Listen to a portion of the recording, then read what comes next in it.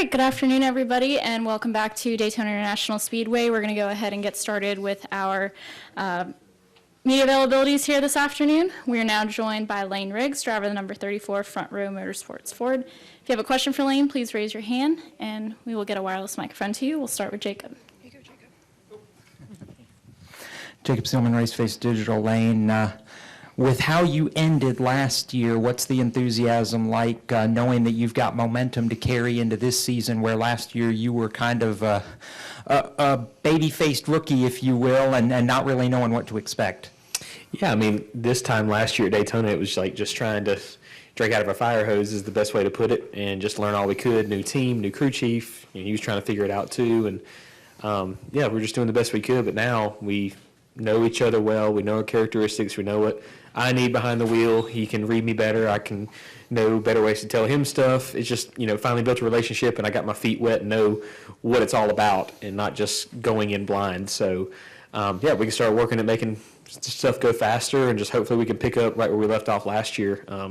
If we had the speed we had the last 7 races last year, we'd be, I think, P1 in the points for sure.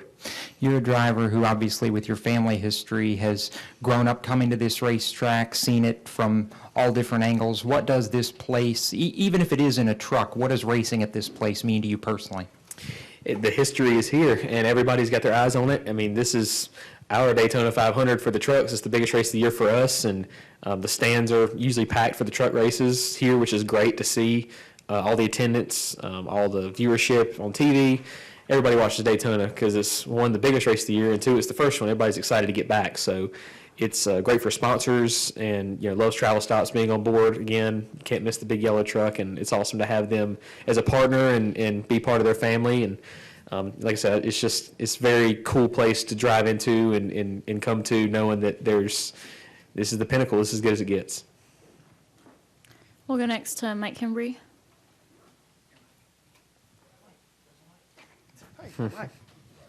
Mike Kimber from Auto Week. You've had enough laps here now to kind of have figured some things out about the draft and so forth. How confident can you be in making moves, say, with 8 or 10 laps to go and you're in the top 8 or 10? How do you know when to move, where to go? Do you got that kind of in your brain going into the race, or is it kind of on the spot? Well, I'm assuming it's on the spot. I can't answer that question for you because I haven't made it to the end of one of these races yet. I've only ran 2 speedway races, which was here, and we were wrecked out on lap 6, and then at Talladega, I think we just started the final stage and got wrecked again. So I've watched a lot of film, and I know what I'm supposed to do, but I haven't been in the moment to make those decisions yet. But, I mean, here in Talladega is 2 tracks that the spotter halfway drives for you, is really good at telling you where they're at.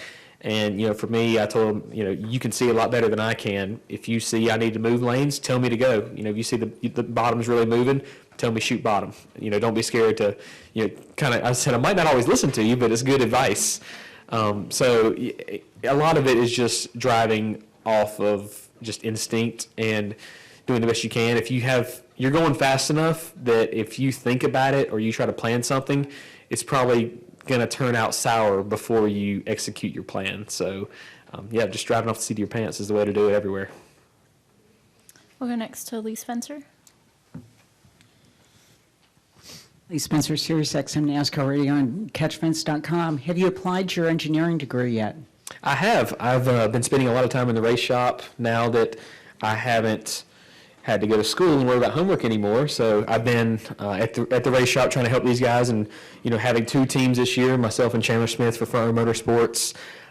It's been a lot of work, and it was a really last-minute deal, finding out that he was going to be a teammate and have 2 trucks. So, having to buy haulers and pit boxes and hire people and build new trucks that we didn't have that we needed. It's been a pretty grueling off season, and luckily that I have been able to have the time to spend time at the shop and be around my guys and do some of the things, engineering wise that, it's kind of easy stuff that I can be confident in doing, and let them handle the harder, more important stuff and the stuff that really matters. So yeah, I'm glad that I got a hand in it, and glad that I can say I'm just as part of a team as they are.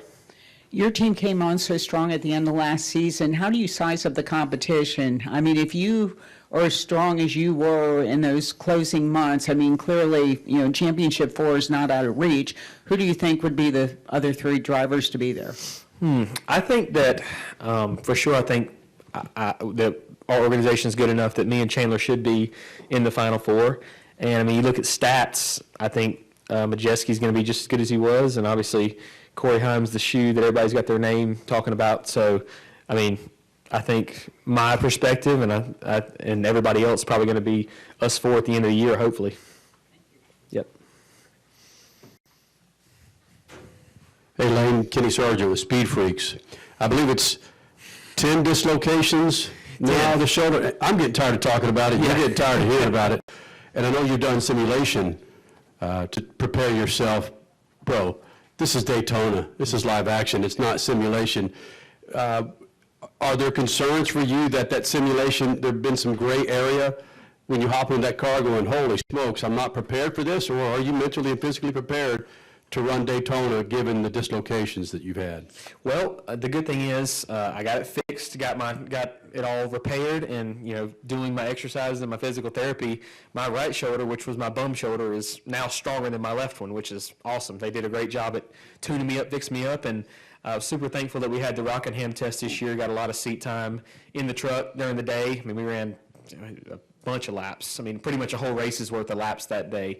And I felt stronger than ever and more confident behind the wheel than I've ever been. So glad that we got a little bit of a test before just jumping in the deep end and going to Daytona. But yes, if we can, as fast as Rockingham was during the test, if I can survive that and feel 100% at the end of the day, I'll be just fine here. Can you lift both arms up? Yeah, I'm good to go. Attaboy. No problems. Any additional questions for Layne? All right, Layne, thanks for coming in. All right, Good luck thank this you weekend. guys.